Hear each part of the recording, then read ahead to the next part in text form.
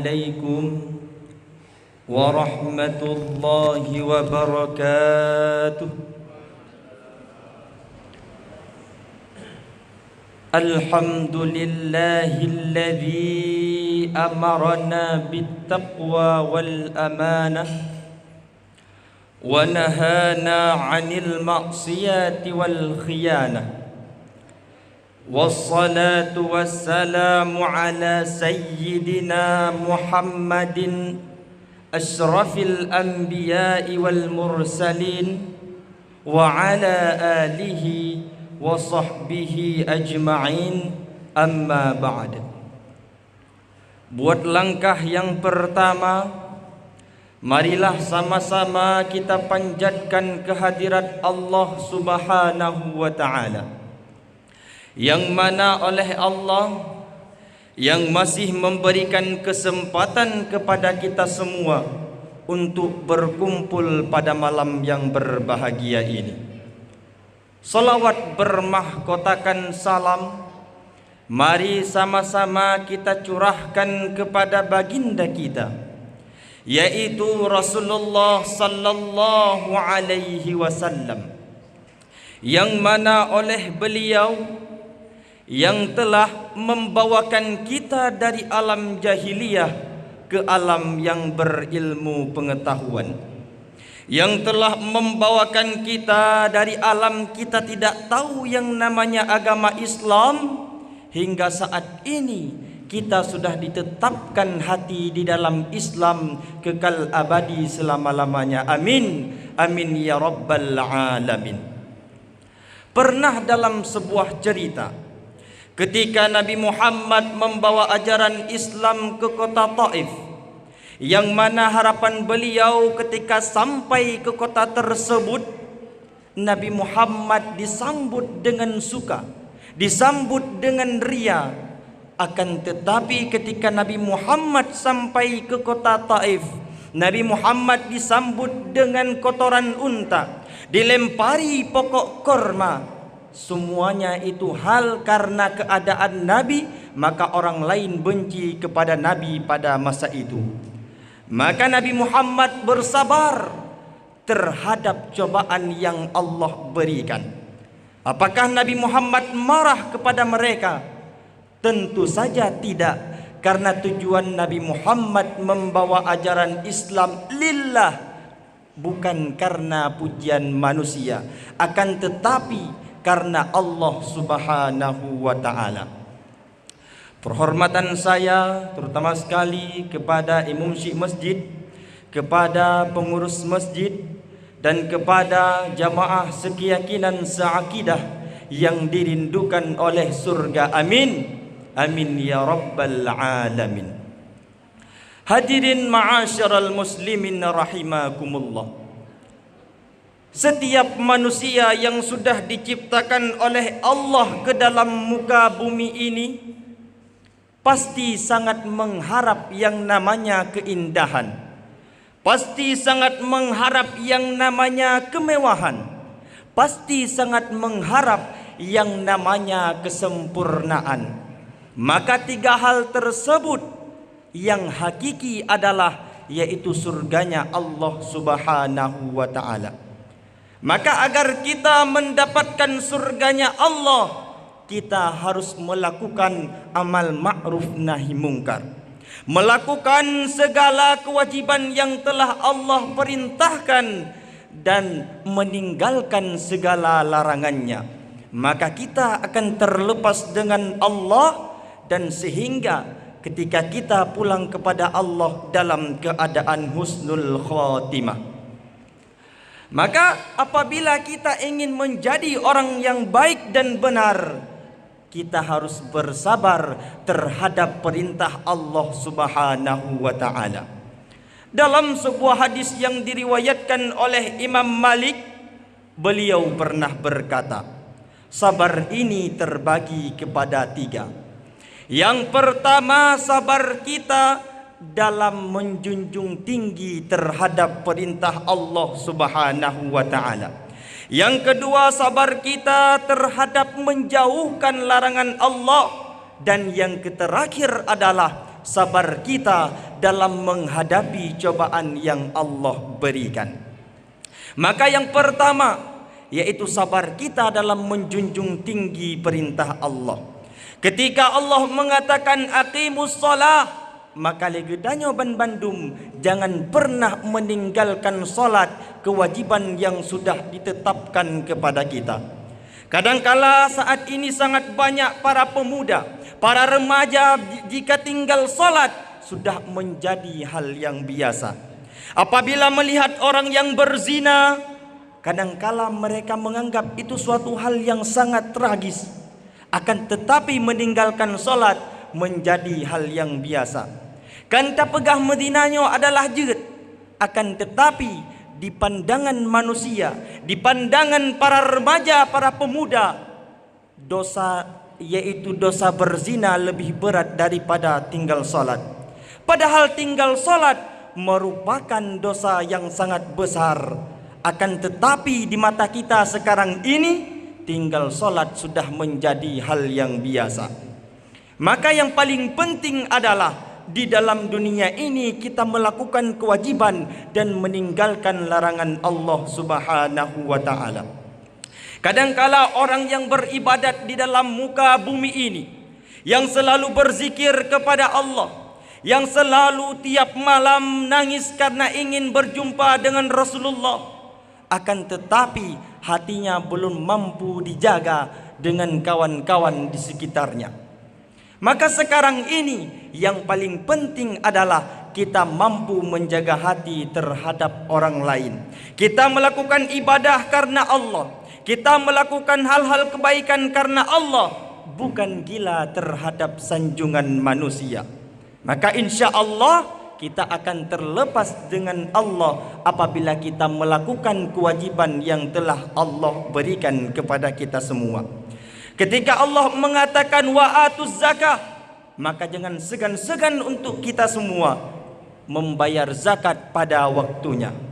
Kadangkala sekarang ini cukuplah urung-urung yang pelaeh terhadap perintah Allah. Tinggai semayang menjadi hal yang biasa, tidak pernah membayar zakat atau urung plung daripada bayar zakat. Maka urung-urung yang lagenyan adalah orang-orang yang dibenci oleh Allah Subhanahu wa taala. Maka di penghujung Ramadannya, mari legedanyo untuk tak perbanyakkan salawat, zikir, serta tak perbanyakkan semayang-semayang sunat, sehingga legedanyo bak ujung Ramadan mendapatkan titel muttaqin, orang-orang yang bertakwa kepada Allah Subhanahu wa taala. Yang kedua adalah sabar kita dalam menjauhkan terhadap larangan yang Allah berikan. Ketika Allah mengatakan kepada kita, giyu pejioh kepada getanyo untuk tak minum khamar, giyu pejioh kepada getanyo untuk tak lakukan kemaksiatan, maka legetanyo bersegan-segan untuk terdekatkan terhadap hal tersebut. Zaman jino meyokan getanyo yang jaga anak miat, meyokan getanyo bandum yang jaga keluarga, maka tidak ada orang lain yang mampu menjaga terhadap orang-orang yang di sekeliling kita. Baru-barunya mi beklam no tetakalan kejadian anak remaja dan pemuda tawuran. Nah yang pada malam yang kau lihat terjadi hal-hal yang tidak kita inginkan. Nyan ban bandum terjadi karena kurangnya respon orang tua kepada mereka. Bak masjid-masjid takalan urang qiyamul lail supaya mendapatkan dengan satu malam yang lebih baik daripada 1000 bulan. Akan tetapi cukup jai para remaja, para pemuda yang tawuran iluwa masjid di depan Masjid Baitur Rahman sudah menjadi hal yang biasa. Maka legetanyo bak penghujung Ramadannya, mari takawal saudara tu, mari takawal anak-anak teban bandum, mari takawal kerabat-kerabat agar tidak terjerumus kepada hal tersebut. Maka insya Allah bila dua pun yang mampu getanyo jalankan, legetanyo akan terlepas dengan Allah Subhanahu wa taala. Maka yang ketiga adalah sabar getanyo dalam menghadapi cobaan yang Allah berikan. Allah ketika gejok cobaan kepada getanyo, yang Allah pastikan kepada getanyo untuk mampu kita lakukan terhadap cobaan yang Allah berikan. Setiap ujian yang sudah diberikan oleh Allah kepada kita, insya Allah kita akan mampu terhadap cobaan yang Allah berikan. Kadang-kala lagi kita tak pegak. Kelong gujuk cobaan cukup le. Dengan long pakan nit ya Allah. Karena Allah yakin kita mampu menjalankan dengan baik. Cerita Nabi Ayub dari lahir tanpa wabak Allah berada dalam cobaan. Bukan Nabi Ayub ganyan mengeluh? Tentu saja tidak. Karena gekenle Nabi Ayub apabila cobaannya dari Allah, maka sudah menjadi hal yang akan lung tenangkan di dalam hidup lun, karena yang juknya adalah Allah Subhanahu wa taala. Maka le katanya, ketika gujuk cobaan le Allah, mari sama-sama terjalankan terhadapi cobaan tersebut. Ketika mampu katanya hadapi, maka katanya akan diangkatkan derajat oleh Allah Subhanahu wa taala. Maka di penghujung pencerahnya yang sangat penting bagi katanya adalah legetanya tercapai terhadap ridha Allah. Kan dengan sembahyang legetanya tatamang dalam surga. Kan dengan tak berzikir kepada Allah legetanya tablo surga. Atau kan dengan tak bermunajah kepada Allah legetanya tatamang dalam surga. Akan tetapi kita masuk ke dalam surga dengan ridha Allah Subhanahu wa taala. Lagi cerita Abu Nawah ni. Lama saudib Abu Nawah cukup jai gelakukan kemaksiatan. Lama saudib Abu Nawah kadang-kala kebaikan cukup minim bak gelakukan. Terjadi pembecokan terhadap anak-anak di sekitarannya. Akan tetapi watai wabah Allah dalam keadaan husnul khotimah. Sampai bak masanya ni Imam Syafi'i yang gemudip bersama Abu Nawah hang getim semayang dan hang getim semano Abu Nawah. Karena geanggap Abu Nawahnya adalah orang-orang yang jahil di masa hidupnya. Akan tetapi ditemukan sebuah syair yang di dalam kih Abu Nawah. Putra isi syair tersebut, ilahi lastulil firdausi ahla. Pertama artinya yaitu penjelasan daripada syair Abu Nawah. Gekunle Abu Nawah, ya Allah, bila lonyo ne petamang dalam surga ron, maka lun tuan han layak ya Allah. Bila lonyo ne petamang dalam neraka ron, maka ulun tuan han sanggup. Kamu-kamonyo yang melakukan kejahatan semasa hidup, kamu-kamonyo yang cukup berakai terhadap manusia, apabila bukan kami kembali kepadamu, bukan kami mengharap imbalan daripadamu, maka hanya orang lain yang mampu memberikan keampunan kepada kamu yang gemar melakukan kemaksiatan. Gemalake doa le Abu Nawah ba Allah. Maka wate di penghujung hidup Abu Nawah berada dalam keadaan husnul khotimah. Maka ketika Imam Syafi'i kebaca terhadap syairnya, Imam Syafi'i baru bisa menyelatkan dan memandikan Abu Nawah, dan Abu Nawah pulang kepada Allah dengan keadaan husnul khatimah. Maka yang paling penting dalam udipnya adalah legetanya udip dalam dunia kadang-kala melakukan kemaksiatan, kejahatan lainnya, yang baik tak pedua kepada Allah adalah legetanya tak taubat, karena orang-orang yang taubat akan diberi ampun oleh Allah Subhanahu wa taala. Kadang-kala dosa tanya cukup tak raya, akan tetapi keampunan Allah lebih besar daripada segalanya. Maka hana guna menyelegi tanya tiap malam tamu doa, tiap malam tak semayang tahajud, tiap duha tak semayang duha. Akan tetapi waktu tawabah Allah dalam keadaan su'ul khatimah. Maka yang lebih kat adalah legi tanya tiap ura, tiap saat jangan merasakan lebih dalam hal kebaikan, karena ridha Allah bukan letaknya pada kebaikan tersebut, akan tetapi ridha Allah ada pada hati kita masing-masing. Maka agar kita mendapatkan hal tersebut bagaimana? Yaitu amal ma'ruf nahi mungkar, melakukan kewajiban yang Allah berikan dan menjauhkan segala larangan Allah, kita akan mendapatkan ridha Allah. Dan dengan itu Allah akan menjaga kita untuk dimasukkan ke dalam surganya Allah Subhanahu wa ta'ala. Maka di penghujung Ramadan ini, Mari kita hantarkan Ramadan dengan kebaikan, dengan penuh berkah, dengan penuh kasih sayang. Kadangkala tahun depan, kadangkala kita tidak bisa jumpa lagi dengan bulan suci Ramadan.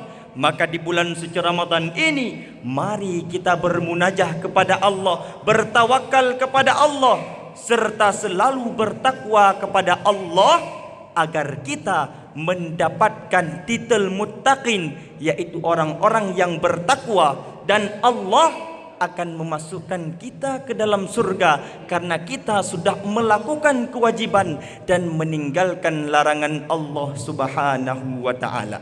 Mudah-mudahan di penghujung tausiah singkatnya, legitannya menjadi manfaat Ban Bandung.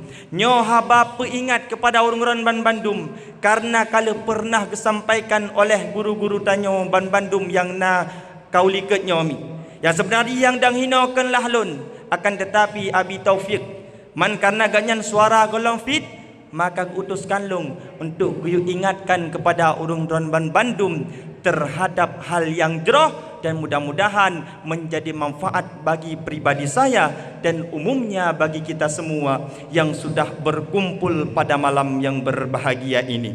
Nantinya kita akan melanjut zikir bersama serta akan ditutup dengan muhasabah yang akan dipimpin langsung oleh Abi Taufikur Rahmi.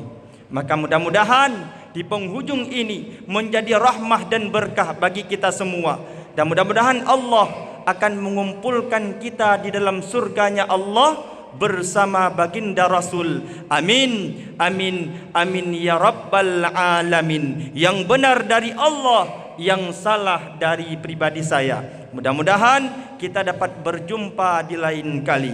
Wabillahi taufiq wal hidayah. Wassalamu alaikum warahmatullahi wabarakatuh.